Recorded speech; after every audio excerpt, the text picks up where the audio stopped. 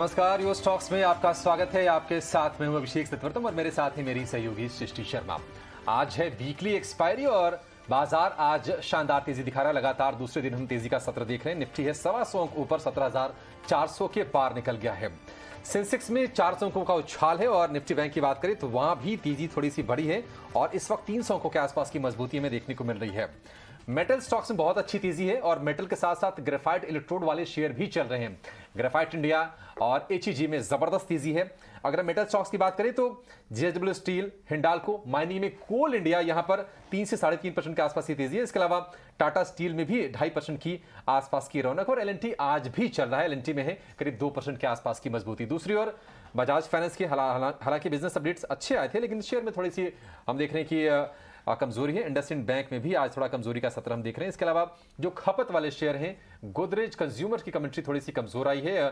उनके वॉल्यूम में गिरावट देखने को मिलेगी और उसके चलते हम देख रहे हैं कि ब्रिटानिया, एचयूएल समेत तमाम जो कंजम्पशन वाले जो शेयर है वहां पर थोड़ी सी कमजोरी हमें देखने को मिल रही है। लेकिन मूड और मोमेंटम पूरी तरह से बुल्स के फेवर में। 1700 शेयर इस वक्त हैं हरे निशान में और उसके मुकाबले हैं 300 शेयर लाल निशान में। इंडिया विक्स है 20 के नीचे, हालांकि थोड़ी सी बढ़त वहां पर हमें देखने को मिल रही है। लेकिन आज आपको हम गाइड करेंगे यूएस स्टॉक्स में और आपके तमाम शेयरों पर जो सवाल आ रहे हैं उसके जवाब भी देंगे। लेकिन पहले आपको सवाल पूछने का तरीका बताते हैं। 9167329108 पर फोन करके, एसएमएस करके या फिर व्हाट्सएप के जरिए आप अपने सवाल हमसे पूछ सकते हैं और सोशल मीडिया के जरिए भी आप ईटी न्यूज़ स्वदेश तक पहुंच सकते हैं और हमारे फेसबुक पेज, ट्विटर हैंडल पर जाकर अपनी क्वेरीज पोस्ट कर सकते हैं। और कोशिश ये करते हैं कि जो भी रेलेवेंट क्वेरीज हो उनको हम शो में जरूर शामिल करें। और आज आपके सवालों के जवाब देने के लिए हमारे साथ हमारे खास मेहमान प्रॉफिट मार्ट सिक्योरिटीज के अविनाश गोरक्षकर और सेंट्रम ब्रोकिंग के नीलेश जैन। अविनाश जी और नीलेश जी, आप दोनों का बहुत शुक्रिया। स्वागत है ईटी न्यूज़ स्वदेश पर। नीलेश, शुरुआत आपसे करेंगे क्योंकि वीकली एक्सपायरी है आज और हम देख रहे हैं कि कल से मतलब परसों के सत्र से बाजार में बहुत अच्छी तेजी है और आज 17,400 के आंकड़े को भी पार कर लिया। आप ये बताइए कि आज वीकली एक्सपायरी के दिन ट्रेडर की रणनीति क्या होनी चाहिए?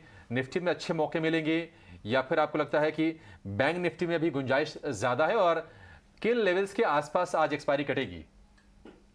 Very good morning to Abhishek ji, Srishti ji and सभी को। देखिए, नो डाउट एक रिवर्सल हमें निफ्टी में, बैंक निफ्टी में, दोनों इंडेक्स में काफी स्ट्रॉन्ग रिवर्सल के इंडिकेशन देखने को मिल रहे हैं। अगर आप लेवल्स की बात करें तो देखिए 17,400 ये वो लेवल है जहां पे हम लगातार कॉल राइटिंग देख रहे थे। 17,500 में भी हमें कॉल राइटिंग देखने को मिल रही है। तो आज की एक्सपायरी 17,000 के ऊपर की होने की संभावना काफी कम है और वहीं 17,500 का मेजर हर्डल है और 17,300 का एक इमीडिएट सपोर्ट है। तो एक 100-200 पॉइंट की रेंज है निफ्टी की एक्सपायरी की। एक्सपायरी मुझे लग रहा है कहीं ना कहीं 17,400 के आसपास ही आज की होनी चाहिए। ओवरऑल गोइंग फॉरवर्ड यहाँ से 17,500, 17,600 तक के लेवल्स हमें 1 से 2 दिन में देखने को मिल जाने चाहिए। इमीडिएट हर्डल की बात करें तो 50 डे और 21 डे मूविंग एवरेज का मेजर रेजिस्टेंस जो अब निकल के आ रहा है वो लगभग 17,450 से 17,480 की रेंज में। तो overall structure no doubt positive है। ब्रॉडर मार्केट पे काफी अच्छा एक्शन हमें देखने को मिल रहा है। फोकस करना चाहिए sectors and stock specific action पे rather than trading in index. Bank Nifty में कहूंगा यहाँ पे अगर थोड़ी सी गिरावट होती है 39,000 की स्टॉप लॉस से बैंक निफ्टी में खरीदारी की जा सकती है क्योंकि यहाँ पे स्ट्रक्चर थोड़ा ज्यादा पॉजिटिव है। एक काफी समय से यहाँ पे शॉर्ट बिल्डअप होते हुए नजर आ रहे थे, वो शॉर्ट सारे कटते हुए अब नजर आ रहे हैं। अब यहाँ पे ऊपरी स्तरों पर 40,000 तक के लेवल हमें देखने को मिल सकते हैं। तो बैंक निफ्टी में गिरावट पे खरीदारी के मौके ढूंढने चाहिए। अगर स्टॉक्स की बात करें तो एक्सिस बैंक, आईसीआईसीआई बैंक, ये दो स्टॉक्स है जहां पे हमें लीडरशिप आती हुई देखने को मिल रही है। तो यहाँ पे गिरावट हो तो यहाँ पे भी खरीदारी के मौके ढूंढने जा सकते हैं। निफ्टी बैंक पर नीलेश का ये भी लिखे ना। नीलेश, आगे बढ़ने से पहले दर्शकों को शामिल करेंगे लेकिन उसके पहले आपसे ये समझना चाहेंगे कि देखिए जीसीपीएल की जो कमेंट्री आई है वो कमजोर आई है। Q2 में वॉल्यूम गिरेगा ऐसा उन्होंने बिजनेस अपडेट दिया है और उसके चलते हम देख रहे हैं कि एकमात्र ऐसा इंडेक्स एफएमसीजी जो आज पूरे के पूरे एनएससी की बास्केट में थोड़े से सुस्ती के साथ कारोबार कर रहा है। हालांकि गिरावट तो हम नहीं कहेंगे क्योंकि बहुत ही मामूली नीचे है, 3 अंक महज नीचे है, 0.01%। लेकिन ये बताइए कि हम देख रहे हैं कि थोड़ी सुस्ती जरूर है स्टॉक्स में। अगर हम ब्रिटानिया की बात करें, एचयूएल की बात करें, हालांकि आईटीसी आज भी चल रहा है। ये बताइए अगर हम अक्टूबर सीरीज की अगर हम बात करें नीलेश, तो नतीजों से पहले आपको लगता है कि क्योंकि स्टॉक्स चले हुए हैं, कहीं शॉर्ट के मौके बनते हुए दिखाई दे रहे हैं क्या आपको? देखिए अभिषेक जी, सबसे पहले तो निफ्टी एफएमसीजी इंडेक्स की अगर हम बात करें तो बाजार में जब हम फॉल देख रहे थे तब एफएमसीजी ने आउट परफॉर्म किया था। अब बाजार में अगर हमें लीडरशिप आती हुई नजर आ रही है, बाजार में स्ट्रेंथ नजर आ रही है, तो डेफिनेटली डिफेंसिव कहीं न कहीं साइडवेज होते हुए नज़र आ सकते हैं। यहाँ पे अगर स्टॉक स्पेसिफिक बात करें तो देखिए एचयूएल जहाँ पे कंसोलिडेशन एक्सपेक्टेड है 2580 के आसपास का नेक्स्ट सपोर्ट है। वहीं आप निफ्टी एफएमसीजी इंडेक्स की बात कर लें 43,500 का लेवल जब तक निचले स्तरों पर ब्रेक नहीं करता है तब तक यहाँ पे कोई मंदी के आसार हमें नज़र नहीं आते। अगर कोई गिरावट होती है तो अभी भी एक एज़ अ बाइंग की अपॉर्चुनिटी के तौर पर लेना चाहिए। कुछ काउंटर जो हमें पसंद आते हैं वो है डाबर, टाटा कंज्यूमर, ये कुछ एक काउंटर है जहाँ पे गिरावट पे फ्रेश खरीदारी भी की जा सकती है और एवरेज किया जा सकता है। और ऊपरी स्तरों पर 45,000 का लेवल अगर निफ्टी एफएमसीजी इंडेक्स पार करता है तो फिर से यहाँ पे नए हाई और अनचार्टेड टेरिटरी में निफ्टी और एफएमसीजी इंडेक्स जाता हुआ नजर आ सकता है। और फिलहाल के लिए थोड़ा सा कंसोलिडेशन एक्सपेक्ट करके चल सकते हैं। ठीक है, तो ये नज़रिया स्टॉक स्पेसिफिक और इंडेक्स स्पेसिफिक पर। चलिए अब आगे बढ़ते हैं और आपके सवाल जवाब का सिलसिला हम शुरू करेंगे। सबसे पहले कॉलर हमारे साथ अब जुड़ चुके हैं। मोहन नाम है इनका। नमस्कार मोहन, बताइए क्या सवाल है आपका। नमस्ते सर, मैंने खरीदा था स्वराज इंजन 1579 में। ओके 24 शेयर्स खरीदा था, उसके बारे में जरा बताइए ना, या होल्ड करूं या बेचूं या हाँ जी, तो Swaraj continue with engine, that share. हाँ जी, 1579 पे इन्होंने करीब 24 शेयर्स अपने पोर्टफोलियो में ऐड किए थे। अच्छे प्रॉफिट में है ये। और Avinash ji, very good morning to you. आपसे जानेंगे कि क्या आउटलुक है स्वराज इंजन्स को लेके। देखिए अभी रीसेंट न्यूज़ आया था कि एमएनएम जो है अब यहाँ पे अपने स्टेक बढ़ा रहा है और ये कंपनी के अगर फाइनेंशियल्स भी देखें तो ओवर द इयर्स अच्छा ही परफॉर्म कर रही है कंपनी। क्या स्टॉक प्राइस में भी आगे चल के कुछ अपसाइड की उम्मीद करें, क्या लगता है आपको? Good morning Srishti. I think देखिए स्वराज इंजन जैसे आपने कहा कि अभी महिंद्रा की ऑफिशियली सब्सिडरी बनी है। पहले वो एसोसिएट कंपनी थी, लेकिन अभी शेयर स्वैप डील के पॉइंट ऑफ व्यू से इन्होंने खरीदने के बाद स्वराज इंजन्स महिंद्रा की सब्सिडरी बनती है। अगर इस कंपनी की परफॉर्मेंस देखें तो मुझे लग रहा है कि पिछले 8-10 सालों से इस कंपनी ने कभी कोई कर्जा लिया नहीं है। कंपनी काफ़ी सिग्निफिकेंटली अच्छा कैश फ्लो जनरेट करती है और बहुत अच्छे डिविडेंड शेयर होल्डर को देती है। मेरे ख्याल से इनको भी डिविडेंड्स काफ़ी अच्छे मिले होंगे।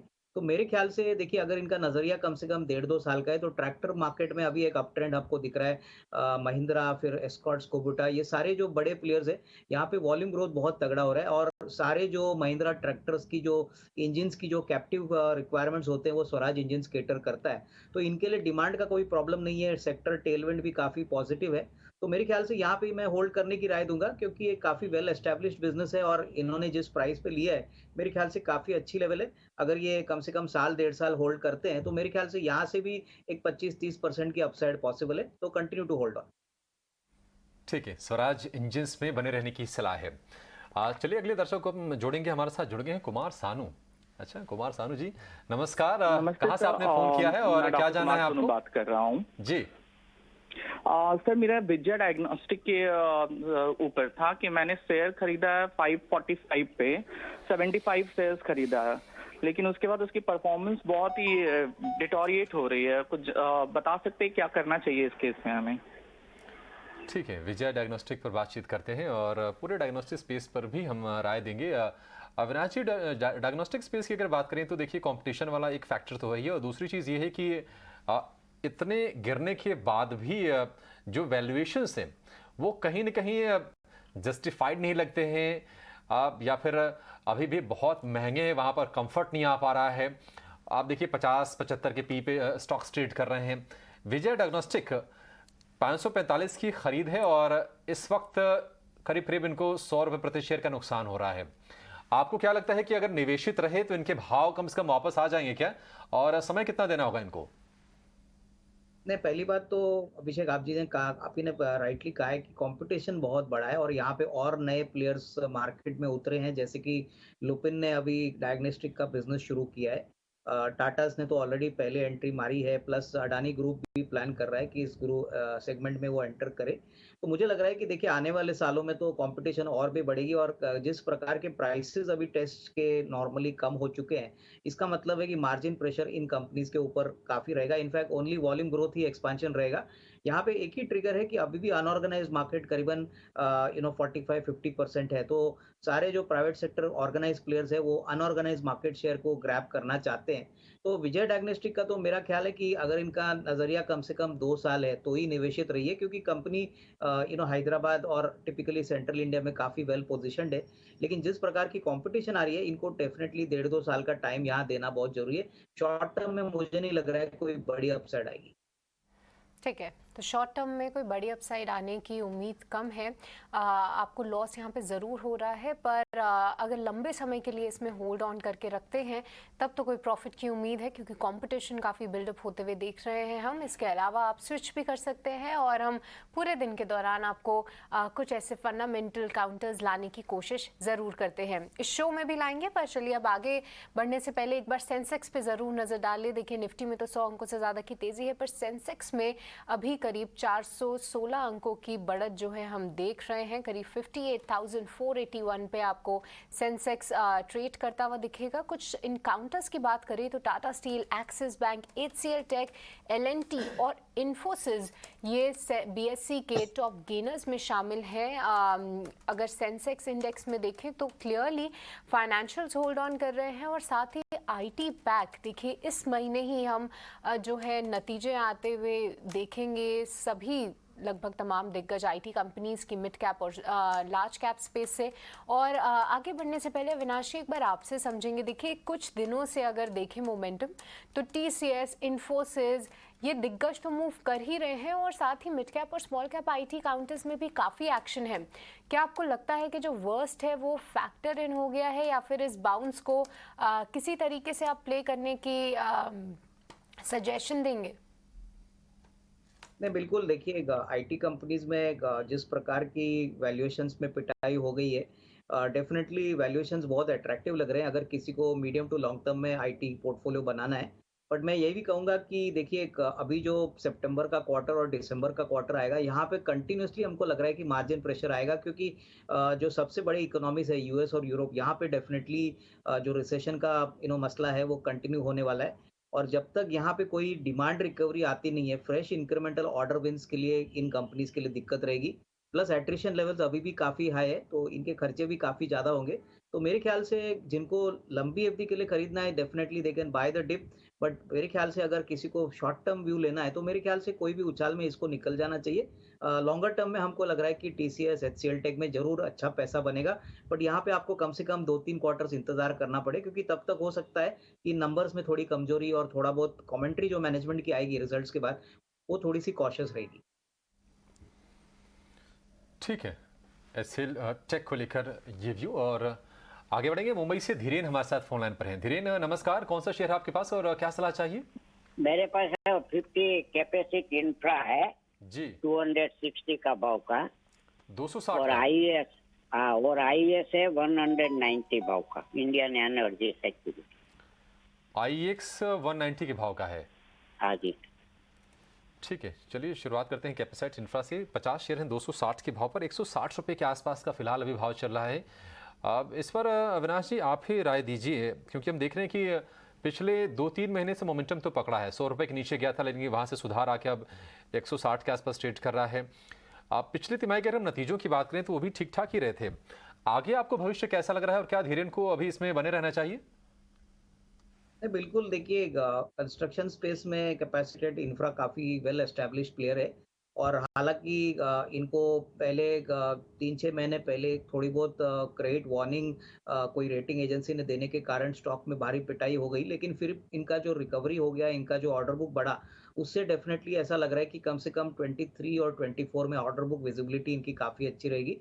नजरिया थोड़ा सा लंबा रखे, क्योंकि इन्होंने काफी ऊपरी लेवल पे ये स्टॉक खरीदा है। तो मैं समझता हूँ कि अगर ये 12-15 महीने का टाइम फ्रेम रखते हैं तो मेरे ख्याल से नॉट ओनली इनकी कॉस्ट प्राइस बट इवन एक अच्छा रिस्क रिवॉर्ड मिल सकता है। तो यहाँ पे लॉस में मत बुक करिए, लेकिन टाइम फ्रेम थोड़ा लंबा रखिए। ठीक है, लॉस बुक नहीं करना है, थोड़ा सा समय आप इसको दीजिए। ये शेयर आपको आपके भाव भी देगा और उम्मीद करते हैं कि आपको कमाई भी करा के देगा। लेकिन IEX नीलेश आपसे व्यू चाहेंगे।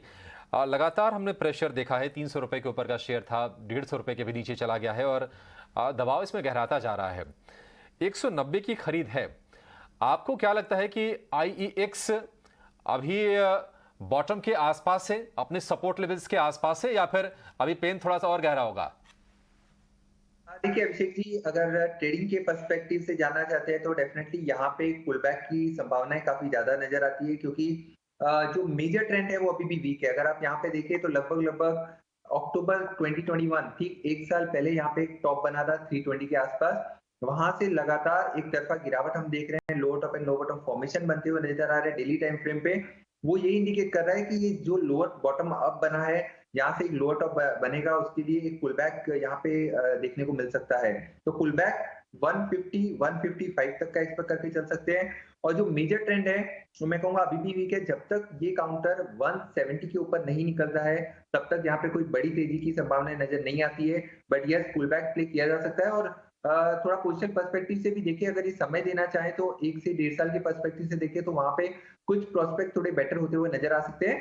इमीडिएट सपोर्ट टेक्निकली 137 के आसपास से का निकल के आ रहा है, ठीक उन्हीं लेवल के आसपास का स्टॉप लॉस मेंटेन करें और पुल बैक प्ले किया जा सकता है। ठीक है, तो पुल बैक के प्ले के लिए IEX जो है आपको कुछ लेवल्स के लिए राय दी गई है, उसको आप ध्यान में रखिए। अगले कॉलर की तरफ चलेंगे। अब महाराष्ट्र से हमारे साथ शांतिलाल फोन लाइन पे मौजूद हैं। गुड मॉर्निंग शांतिलाल जी, बताइए किस स्टॉक पे आपको राय जाननी है? मैडम मेरे पास 175 शेयर है शिवालिक बाई मेटल के। ओके, क्या बाइंग प्राइस है? हेलो, मेरी बाइंग चाहिए 573 की खरीदी है और लंबी अवधि के लिए है। ओके, लॉन्ग टर्म के लिए ये रखना चाहते हैं और इनके पास है Shivalik by metal control limited. 573 की बाइंग है अविनाश जी, और 175 शेयर्स ये होल्ड करते हैं। और मैं देख पा रही हूँ कि पिछले एक साल में ये स्टॉक ने 170% रिटर्न दिया है। और यही नहीं, अगर मार्च 2022 की बात करें तो पिछले साल के मुकाबले यानी FY21 के मुकाबले दुगना प्रॉफिट करती हुई नजर आई है ये कंपनी।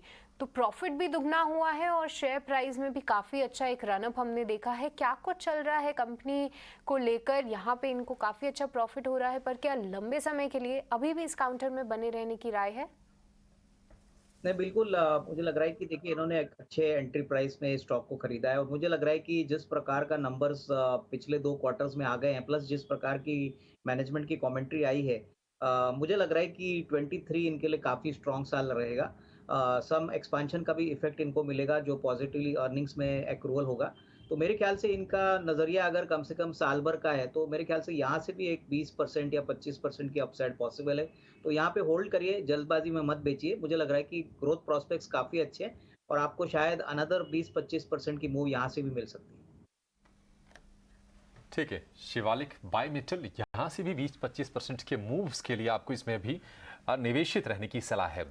आगे बढ़ेंगे, हमारे साथ जुड़ गए हैं फोन लाइन पर पार्थ उपाध्याय। पार्थ, कहाँ से आपने फ़ोन किया है और क्या सवाल है आपका? अच्छा, पार्थ से हमारा संपर्क ही टूट गया। उनका सवाल ले लेते हैं। सवाल उन्होंने अपने हमें व्हाट्सएप कर दिया था। इनके पास है टाटा मोटर्स के 210 शेयर 402 रुपये के भाव पर। अविनाश जी, टाटा मोटर्स हाल फिलहाल हमने तेज़ी स्टॉक में देखी थी, लेकिन हम देख रहे हैं कि कई सारे अच्छे लॉन्चेस भी कर रहे हैं और अच्छा रिस्पांस भी मिल रहा है। शेयर नहीं चल रहा और ये कहीं ना कहीं लोगों को थोड़ा परेशान कर रहा है। लोग इंतजार कर रहे हैं कि वो भाव फिर से कब आएगा 500-550 रुपये वाला। कोई अंदाजा आपको? देखिए, मुझे लग रहा है कि अभिषेक, सबसे बड़ी दिक्कत टाटा मोटर्स को यह है कि काफ़ी लिवरेज्ड कंपनी है। काफ़ी 35-40 हज़ार करोड़ का कर्जा है, प्लस यूरोप में इनका बहुत बड़ा एक्सपोजर है। तो जिस प्रकार के अभी हेडविंड्स यूरोप में हमको दिख रहे हैं, हो सकता है कि आने वाले क्वार्टर्स में यहाँ पे थोड़ा सा इनको इफेक्ट नेगेटिवली भुगतना पड़े। लेकिन जिस प्रकार का इनका ट्रैक्शन कमर्शियल व्हीकल्स में, इलेक्ट्रिक व्हीकल्स में हो रहा है, मुझे लग रहा है कि ये काफ़ी वेल पोजिशनड है और नई गाड़ियाँ भी ये लॉन्च कर रहे हैं। तो मेरे हिसाब से अगर इनका नज़रिया 12 से 15 महीना है, मेरे ख्याल से नेक्स्ट 1 to 1.5 ईयर्स, तो डेफिनेटली इसमें कोई डाउट नहीं कि टाटा मोटर्स में री रेटिंग के लिए बहुत स्ट्रॉन्ग पॉसिबिलिटी है। और कहीं ना कहीं मार्केट्स भी अंदाज़ा लगा रहा है कि obviously in the next 6 months ये जो ग्लोबल अनसर्टेनिटीज है ये अगर क्लियर आउट होते हैं तो डेफिनेटली वहाँ पे अच्छा बाउंस बैक मिलेगा, क्योंकि JLR का इनका काफ़ी बड़ा योगदान है रेवेन्यू में। प्लस मैं समझता हूँ कि जो भी इलेक्ट्रिक व्हीकल की गाड़ियाँ ये लॉन्च कर रहे हैं, इससे ये मार्केट शेयर तो ऑलरेडी कमा चुके हैं, लेकिन जो कैश जनरेशन है वो उसमें आने में थोड़ी सी टाइम लगेगा। तो तब तक के लिए मेरे ख्याल से होल्ड करें इसमें कोई डाउट नहीं कि अच्छी लेवल पे इन्होंने एंट्री की है, लेकिन 500 साढ़े 500 का लेवल अगर ये देखना चाहते हैं तो कम से कम 12 टू 15 मंथ्स का टाइम फ्रेम यहाँ पे उनको रखना पड़ेगा।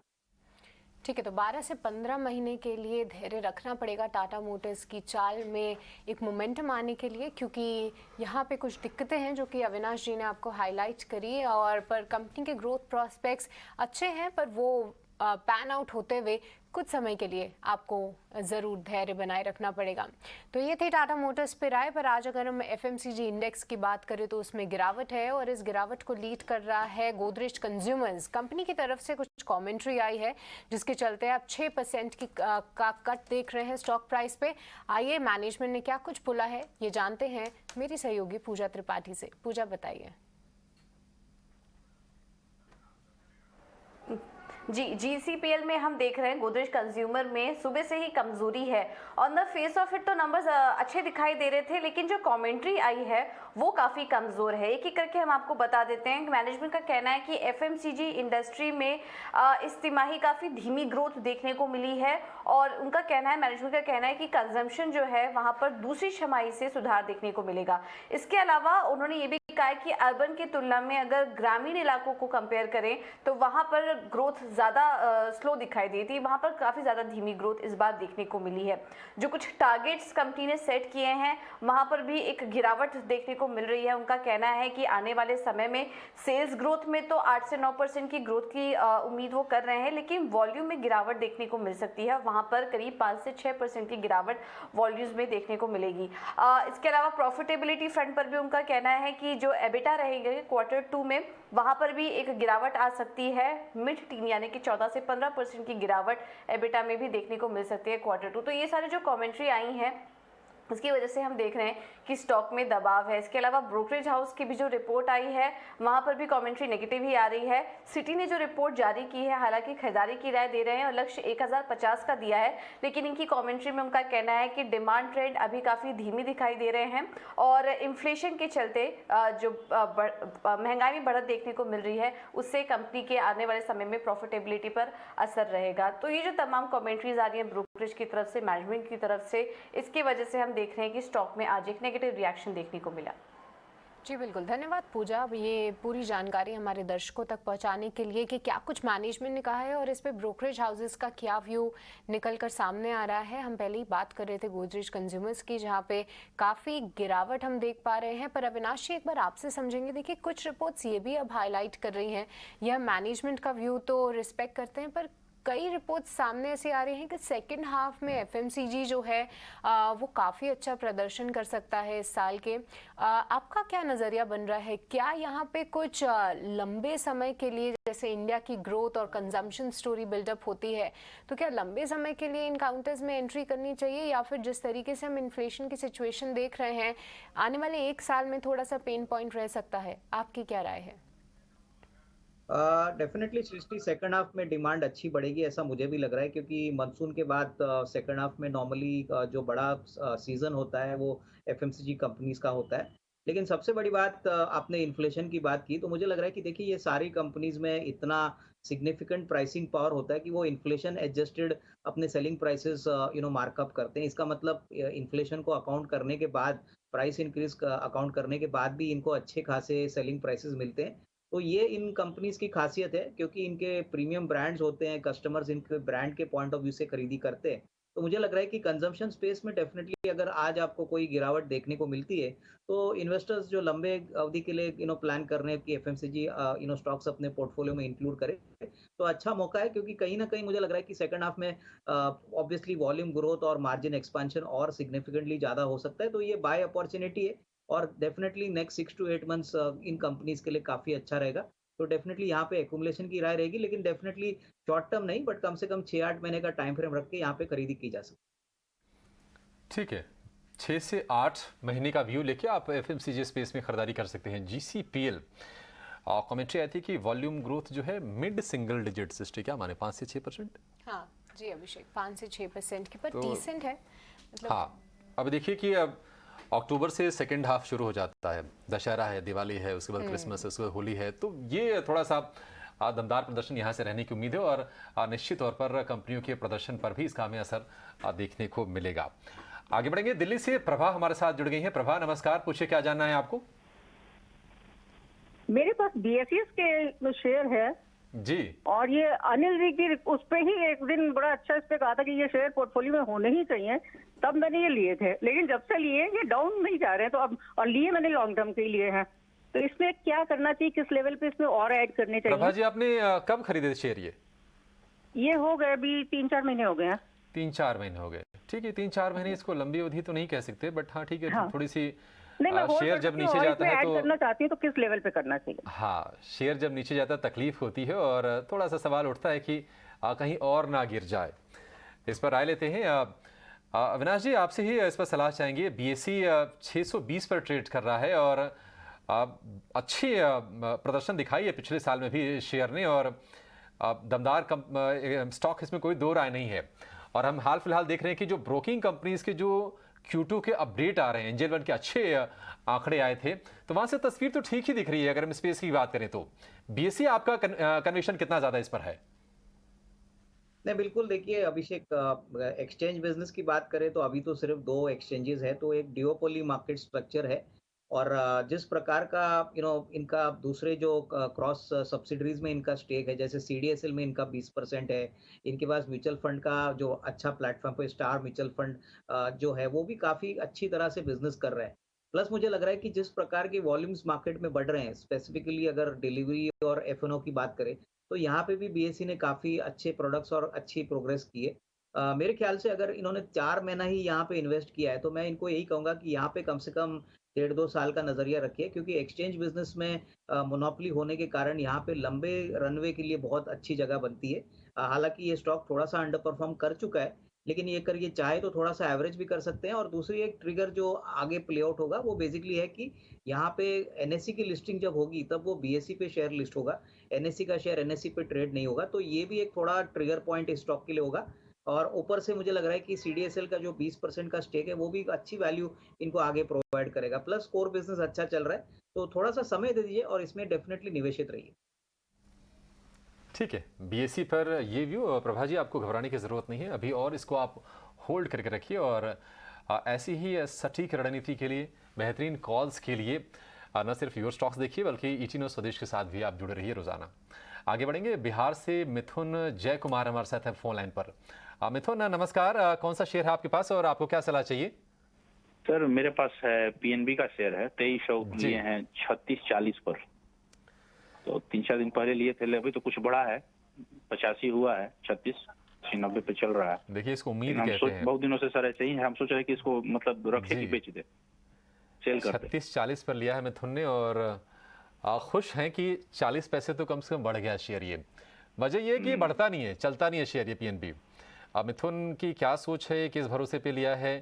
मिथुन किसी ने आपको रेकमेंड किया था शेयर, ये खुद आपने रिसर्च कर ली, नाम पसंद आ गया पीएनबी का, क्या वजह थी? एक बार 41 पे गया था, फिर अचानक 34 पे आ गया था जी।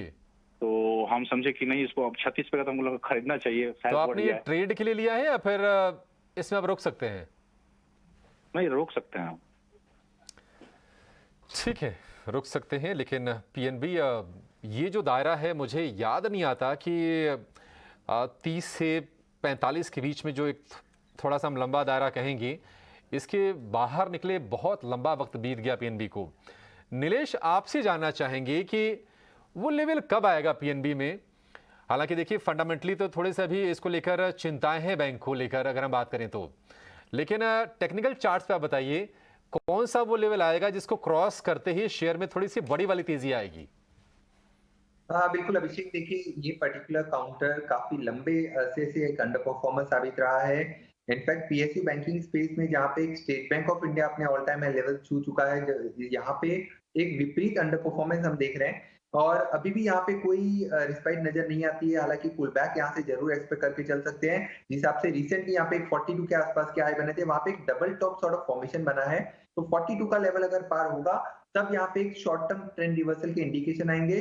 फिलहाल के लिए पुल बैक प्ले होगा, यहाँ पे करंट लेवल पे पुल बैक काफी संभावित नजर आता है। एटलीस्ट 39 से 40 तक का पुल बैक यहाँ पे एक्सपेक्ट करके चल सकते हैं। अब जो इमीडिएट सपोर्ट निकल के आ रहा है वो लगभग 34 रुपए 50 पैसे के आसपास, तो ठीक उन्हीं लेवलों के आसपास का स्टॉप लॉस मेंटेन करें। करंट लेवल पे तो पुल बैक की संभावना काफी ज्यादा नजर आती है, तो बने रहने की सलाह होगी।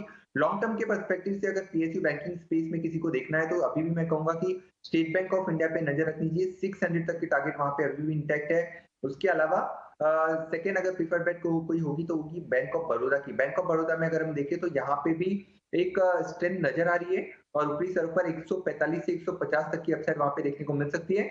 128 रुपए के आसपास का स्टॉप लॉस रखना होगा। ठीक है, तो यहाँ पे पीएनबी को लेकर आपको राय दी गई, पर इससे बेहतर विकल्प एसबीआई और साथ ही बैंक ऑफ बड़ौदा सामने आ रहे हैं। पीएसयू बैंकिंग स्पेस में एक्शन है, पर पीएनबी हम काफ़ी समय से देख रहे हैं कि अंडर परफॉर्म कर रहा है। कंपनी स्पेसिफिक काफ़ी चिंताएं बरकरार हैं और इसके मुकाबले अगर देखें तो एसबीआई और बैंक ऑफ बड़ौदा बेहतर प्रदर्शन भी कर रहे हैं और स्टॉक रिएक्शन भी आप उसी लिहाज में देख रहे हैं।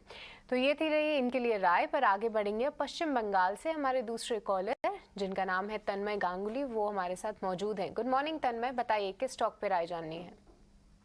मॉर्निंग सर, मेरा येस बैंक में 304 के एवरेज में 139 स्टॉक है। ओके। येस बैंक में 304 एवरेज करके 139 स्टॉक है, तो मैं अभी क्या करूं समझ में नहीं आ रहा है, बेचूं या रखूं।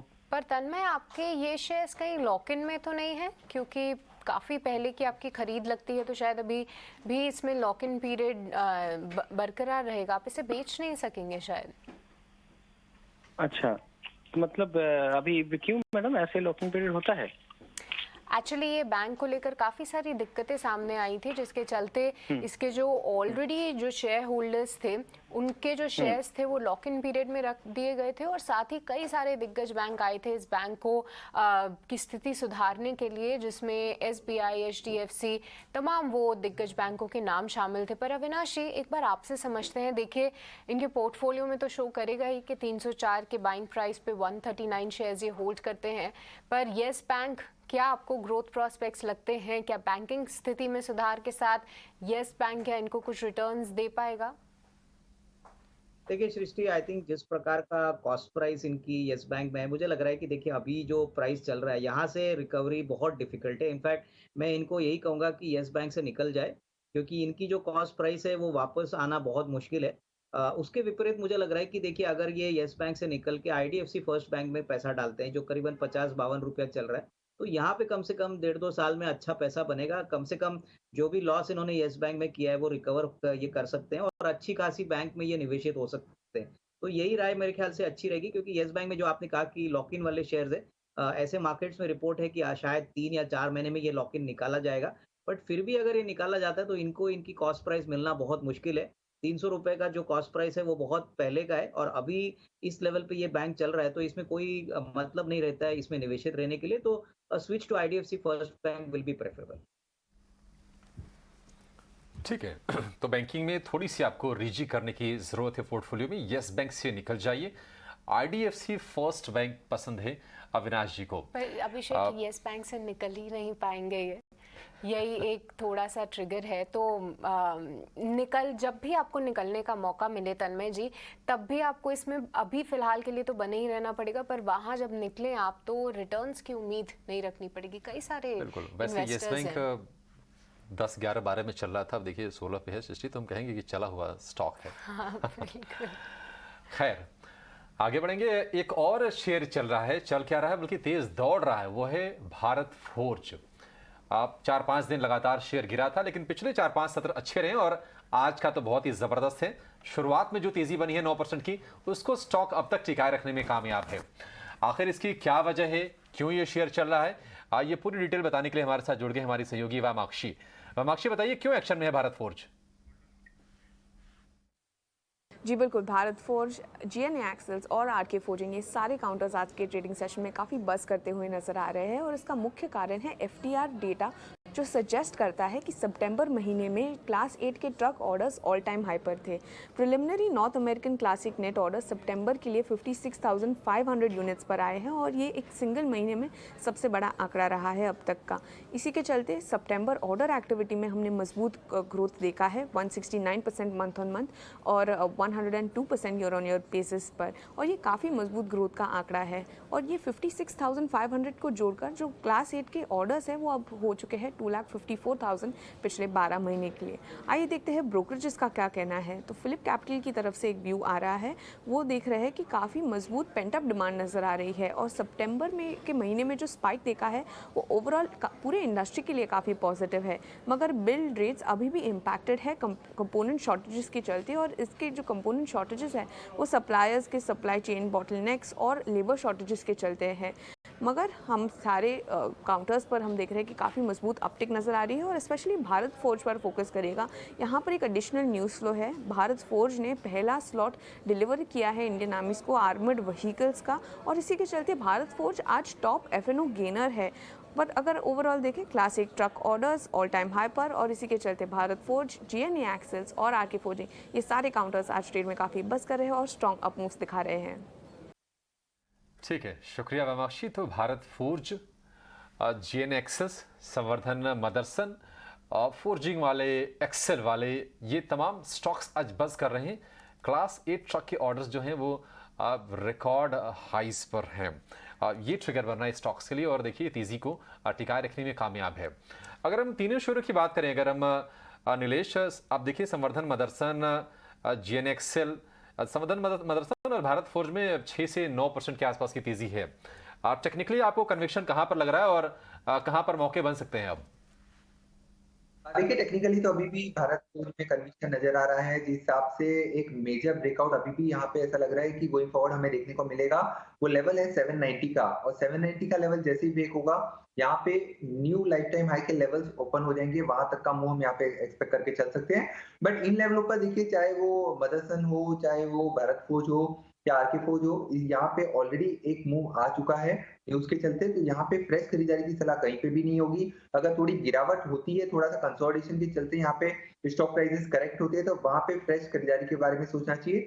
जिनके पास एग्जिस्टिंग लॉन्ग पोजीशन है वो बने रह सकते हैं। लेवल्स की बात करें तो 720 के आसपास का स्टॉप लॉस रखना होगा भारत फोर्ज में। वहीं मदरसन सुमी की बात करें तो वहां पे देखिए काफी समय से एक अंडर परफॉर्मर काउंटर साबित हुआ है। अब मियरली एक पुल बैक ट्रेड हम यहाँ पे आता हुआ देखने को मिल रहा है। अब यहाँ पे ऊपरी स्तर पर जो पुल बैक है वो एक्सटेंड हो सकता है 80-82 तक के लेवल्स के लिए, बट मेजर ट्रेंड मैं कहूंगा अभी भी थोड़ा सा वीक है।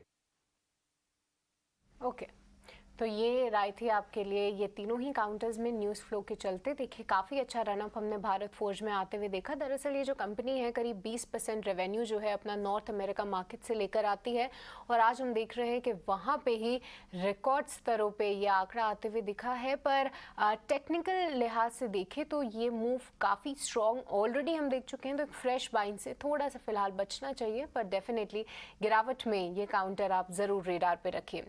पर अब आगे बढ़े, और दूसरी क्वेरी आई है व्हाट्सएप के जरिए। सुनील जी का सवाल आया है, ये आरती इंडस्ट्रीज पे राय जानना चाहते हैं। करीब 2000 शेयर्स है इनके पास, और 925 जो है इनकी बाइंग प्राइस है। अगले 3 महीने के लिए ये इस काउंटर में बने रहना चाहते हैं। और अविनाश जी देखिए, हम आपसे ही समझेंगे, हाल फिलहाल कुछ केमिकल कंपनीज एक्शन में ज़रूर आई थी, पर आरती इंडस्ट्रीज फिर भी 1 महीने में 9% की गिरावट जो है दिखा चुकी है। ऊपरी स्तरों से तो काफ़ी ज़्यादा ये काउंटर हमें करेक्ट होता हुआ नज़र आया है।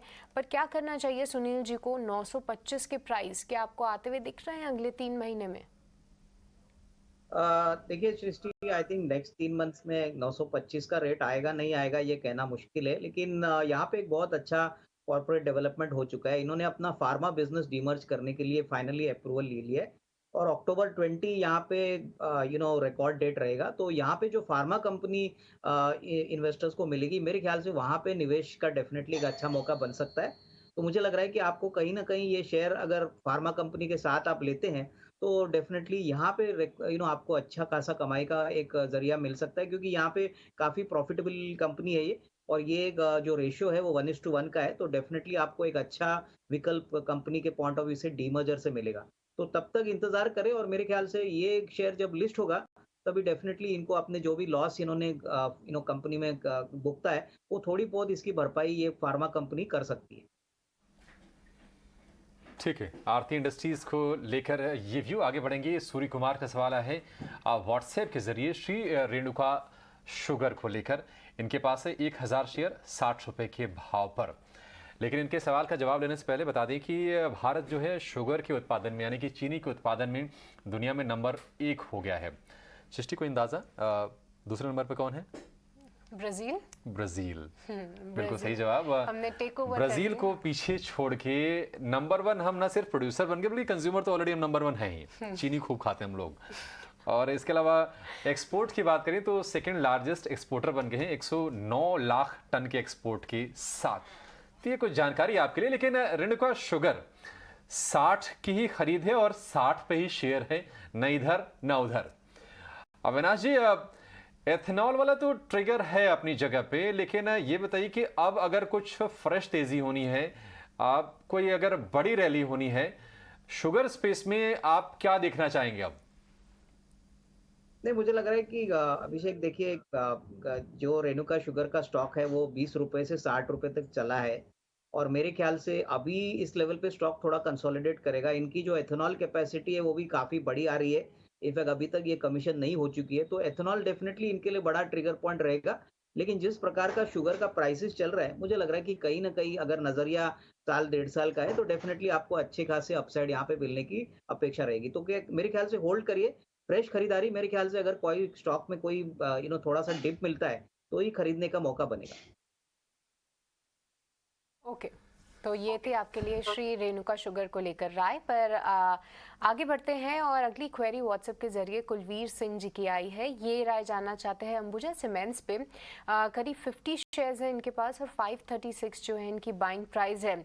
इस साल काफ़ी बड़ा एक्शन हमने अंबुजा सीमेंट और एसीसी में आते हुए देखा और फंडामेंटल न्यूज़ तो हम जानते हैं, पर आइए एक बार टेक्निकल लिहाज से नीलेश से राय समझेंगे क्या करना चाहिए। नीलेश, देखिए मौजूदा स्तरों से थोड़ी ऊपर स्तरों की बाइंग है, बट ये स्टॉक को हमने लगभग 580 से करेक्ट होते होते करीब 480 तक आते हुए देखा। ये 100 पॉइंट्स का जो एक मूव इसने दिखाया, क्या यहाँ से अब एक रीबाउंड की उम्मीद करें या फिर ये गिरावट थोड़े से एक डेड कैट बाउंस के बाद फिर से गहरा सकती है? देखिए सृष्टि, 400 रुपए के लेवल से एक तरफा रैली हमने यहाँ पे देखी थी। लगभग 590 के हाईस छूते हुए नजर आया था काउंटर। उसके बाद ये एक रिट्रेसमेंट हम देख रहे हैं इस पर्टिकुलर काउंटर में, जो कि एक अच्छा रिट्रेसमेंट है। यहाँ से फिर से लगातार तीसरे चौथे कंसेक्यूटिव सेशन में कंसोलिडेशन देख रहे हैं, पॉजिटिव बायस। तो ये इंडिकेट कर रहा है कि यहाँ पे थोड़ा सा रिबाउंड हम एक्सपेक्ट करके चल सकते हैं। फिर से ऊपरी स्तरों पर 550 तक का मूव हम एक्सपेक्ट करके चल सकते हैं, बट हालांकि थोड़ा सा समय देना होगा।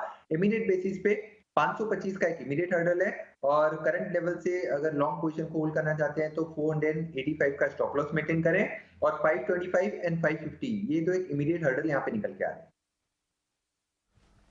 ठीक है, अंबुजा सीमेंट को लेकर ये रहा। आगे बढ़ेंगे। अब हमारे साथ है दर्शील का सवाल आया है व्हाट्सएप के जरिए। इनके पास ये रेडिंगटन के 460 शेयर 137 रुपए के भाव पर। एप्पल की ये रीसेलर है, भारत में आईफोन बेचती है, आई वॉच बेचती है और हाल फिलहाल ये फोकस में रही थी जब आईफोन 14 लॉन्च हुआ था। तो हालांकि इनके खरीद भाव से अब ये शेयर 10 रुपये ऊपर है। और एक अच्छा डेवलपमेंट आया था। विनाश जी, आपसे उस पर राय चाहेंगे कि इन्होंने गूगल क्लाउड के साथ कुछ क्लाउड बिजनेस को लेकर एक पार्टनरशिप की थी। आप थोड़ा गाइड कर पाएँ कि पारंपरिक जो इनका काम है उससे आगे बढ़कर कुछ करने की कोशिश कर रही कंपनी, आप किस तरह का भविष्य और रेडिंगटन एज ए स्टॉक आपको कैसा लगता है? अभिषेक जी, मुझे लग रहा है कि देखिए, पहली बात तो रेडिंगटन एक ऐसी कंपनी है जो अपने मार्केटिंग नेटवर्क के लिए बहुत वेल नोन है और यही कारण है कि वो आईफोन का रीसेलर का काम करती है। डेफिनेटली अगर थोड़ा सा डाइवर्सिफिकेशन ये करती है तो डेफिनेटली इंक्रीमेंटल रेवेन्यू और बेनिफिट तो कंपनी को मिलेगा, लेकिन इनका जो कोर बिजनेस है वो उनके मार्केटिंग नेटवर्क से ही आने वाला है। और मुझे लग रहा है कि स्टॉक में अभी थोड़ी सी कमजोरी इसलिए क्योंकि हाल ही में एप्पल ने एक वार्निंग दी थी कि आईफोन के सेल्स इतने ज़्यादा बड़े नहीं थे, तो उस कारण से थोड़ा बहुत डिसअपॉइंटमेंट इस स्टॉक में भी देखने को मिला था। लेकिन अगर लंबी अवधि की बात करें तो मुझे लग रहा है कि देखिए, एप्पल जैसी कंपनीज लगातार अपग्रेड्स लेके आएंगी, नए प्रोडक्ट्स लेके आएंगी, तो इंडिया में डेफिनेटली जो भी उनका ज्योग्राफिकल डिस्ट्रीब्यूशन नेटवर्क रहेगा वो रेडिंगटन के पॉइंट ऑफ व्यू से होगा। और ऐसी कंपनीज बार बार बहुत जल्दी डेवलप नहीं होती, काफ़ी समय लगता है। तो मेरे ख्याल से अगर इनका नज़रिया 1.5-2 साल का है तो निवेशित रहिए, क्योंकि शॉर्ट टर्म में ऐसे डेवलपमेंट्स आते रहेंगे, लेकिन डेफिनेटली नेटवर्क का जो बेनिफिट है वो इनको लंबी अवधि के लिए मिलेगा। तो कंटिन्यू टू होल्ड ऑन। ठीक है, तो फिलहाल रेडिंगटन को होल्ड करने की सलाह दी जा रही है। अगले कॉलर की तरफ फटाफट से चलते हैं। दिल्ली से प्रभाकर मिश्रा हमारे साथ फोन लाइन पे मौजूद हैं। गुड मॉर्निंग, बताइए किस स्टॉक पे राय जाननी है? प्रभाकर, आपको आवाज आ रही है तो अपना सवाल पूछें। हाँ जी मैम, मेरे पास TV18 के 44 के भाव में लगभग 1 लाख शेयर हैं। तो मैं ये पूछना हेलो मैम, मैं ये कह रहा हूँ मेरे पास TV18 के 44 के भाव में लगभग 1 लाख शेयर हैं। ओके, समझ गए। आपका सवाल TV18 पे है। ये काउंटर काफ़ी समय से जो है एक रेंज बाउंड ट्रेड कर रहा है। अगर हम देखें 36 के लेवल्स पे आके सपोर्ट ले रहा है और 45 तक ये जाता हुआ हमें दिख रहा है, और ये मई के बाद से यही एक सिलसिला जारी है। अविनाश जी, एक बार आपसे समझेंगे। देखिए, क्वांटिटी थोड़ी ज़्यादा है इनके पास, 1 लाख काउंटर्स ये रखते हैं अपने पोर्टफोलियो में और 44 इनकी बाइंग प्राइस है। तो फिलहाल तो उनको लॉस ही हो रहा है, पर क्या कुछ नज़रिया बन रहा है और क्या रहेगी इनके लिए राय? नहीं, मुझे लग रहा है कि देखिए इनकी क्वांटिटी काफ़ी बड़ी है, और मुझे लग रहा है कि देखिए ये कंपनी बेसिकली एक ब्रॉडकास्टिंग कंपनी है जो हिंदी और इंग्लिश चैनल्स प्लस काफ़ी OTT चैनल्स हाउस करती है। नंबर्स तो काफ़ी अच्छे हैं, लेकिन अनफॉर्चुनेटली स्टॉक चला नहीं है। मेरे ख्याल से देखिए यहाँ पे काफ़ी इन्वेस्टर्स का पेशेंस ये टेस्ट कर रहा है। तो अगर नज़रिया मेरे ख्याल से अगर साल 1.5 साल का है तो डेफिनेटली ये लेवल बहुत अट्रैक्टिव है। मुझे लग रहा है कि इनको लॉस में तो डेफिनेटली बुक नहीं करना चाहिए, बट हाँ, अगर 1.5-2 साल का नजरिया है तो यहाँ पे होल्ड करिए, क्योंकि वैल्यू अनलॉकिंग जब आएगी तब डेफिनेटली इस कंपनी को काफी फायदा होगा। ठीक है, ये राय आपके लिए। आगे बढ़ेंगे। व्हाट्सएप के जरिए भास्कर झा ने हमें अपना सवाल भेजा। इनके पास है वॉकहार्ट फार्मा की 200 शेयर 265 रुपए के भाव पर 248 के आसपास ट्रेड कर रहा है वॉकहार्ट की। अगर हम बात करें तो फार्मा एक लंबे दर्द के दौर से गुजर के अब थोड़ा सा अस्थिर होने की कोशिश कर रहा है वॉकहार्ट फार्मा। नीलेश, क्या व्यू है इस पर आपका, और आपको लगता है कि अब जो बुरे दिन थे वो थोड़े पीछे छूटते हुए नजर आ रहे हैं और यहां से एक नई तेजी की शुरुआत हो सकती है? वेल अभिषेक जी, देखिए सबसे पहले तो वोकार्ट फार्मा इस पर्टिकुलर काउंटर में देखें तो जो मेजर अंडरटोन है वो अभी भी वीक है। जिस हिसाब से यहाँ पे एक तरफा गिरावट हमने देखी है, पिछले 1.5 साल से काउंटर में लगातार एक अंडर परफॉर्मेंस देख रहे हैं। In spite of the strength जो दूसरे काउंटर्स में देखने को मिल रही है, जो दिग्गज काउंटर है लाइक सन फार्मा जहाँ पे काफी अच्छी स्ट्रेंथ नजर आती है, उसके विपरीत यहाँ पे अंडर परफॉर्मेंस देखने को मिल रहा है। तो यहाँ पे कोई बड़ी अपसाइड की संभावना अभी नजर नहीं आती है। हाँ, थोड़ा पुल बैक जरूर देखने को मिल सकता है। करंट लेवल से एक सपोर्ट लेता हुआ नजर आ रहा है 233 के आसपास, और पुल बैक 280 से 285 तक का यहाँ पे एक्सपेक्ट करके चल सकते हैं। बट मैं कहूंगा कि अगर शिफ्ट होना चाहते हैं तो बेहतर होगा कि यहाँ से शिफ्ट होके सन फार्मा में अभी भी हमें स्ट्रेंथ नजर आती है। 1050 से 1200 तक के लेवल यहाँ पे थोड़े से पोजिशनल पर्सपेक्टिव से देखने को मिल सकते हैं। एक जो मेजर स्ट्रक्चर है वो काफी पॉजिटिव है सन फार्मा का, तो वहां पे फोकस करना चाहिए। या फिर उसके अलावा counters like Granules, doctor Reddy, Divi's lab, ये कुछ एक फार्मा स्टॉक्स है जो थोड़ा बेटर करते हुए नजर आ सकते हैं। बट वॉक फार्मा में यहाँ पे कोई बड़ा कन्विक्शन निकल के नहीं आ रहा है। सिर्फ और सिर्फ पुल बैक के पर्सपेक्टिव से पोजीशन में बने रह सकते हैं। 238 का स्टॉप लॉस रखना होगा। नीलेश, तब आपका नाम अभिषेक जी, कोई विकल्प ही सुझा दीजिए इसके बदले। इसके बदले बेहतर ऑप्शन होगा सन फार्मा का। सन फार्मा में जैसे कि मैंने कहा 1050 से 1200 तक के लेवल हमें अभी भी यहाँ पे नजर आते हैं, और कोई गिरावट हो तो इस स्टैगर वे में सन फार्मा को एक्यूमुलेट कीजिए। और काफी लंबे समय से ग्रेजुअल अपमूव हमें वहां पे देखने को मिल रही है, तो वहां पे बेटर प्रोस्पेक्ट नजर आते हैं। यहाँ से अगर उछाल मिले तो या तो रिव्यू करे या तो एग्जिट कर ले तो बेहतर होगा। ठीक है, माइनस वॉकहार्ट फार्मा प्लस सन फार्मा। चलिए, इसी एक पॉजिटिव नोट पे अब इस शो को यहाँ पर अब समाप्त करेंगे। अविनाश जी और नीलेश जी, आप दोनों का बहुत शुक्रिया आज समय देने के लिए और हमारे तमाम दर्शकों के सवालों की सटीक जवाब भी देने के लिए। फिलहाल मुझे और सृष्टि को दीजिए इजाजत। एक छोटे से ब्रेक